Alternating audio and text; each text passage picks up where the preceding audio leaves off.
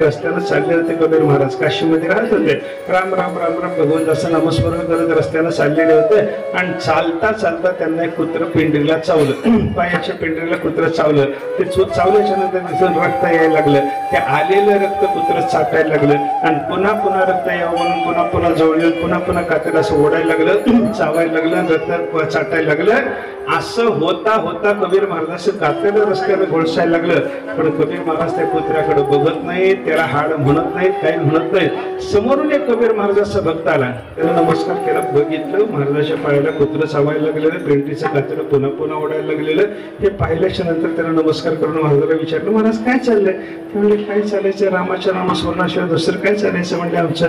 अरे म्हणे ते तुमच्या पायाला कुत्र चावायला लागलं, तुमचं कातडं ओढायला लागलं, त्याला हाड तरी म्हणा.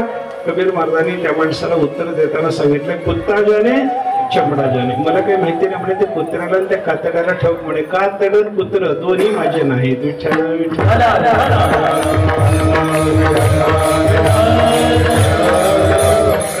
माझे नाही ही भावना निर्माण कशामुळे झाली? भगवंताची भक्ती करून देवाचं यथार्थ ज्ञान झालं.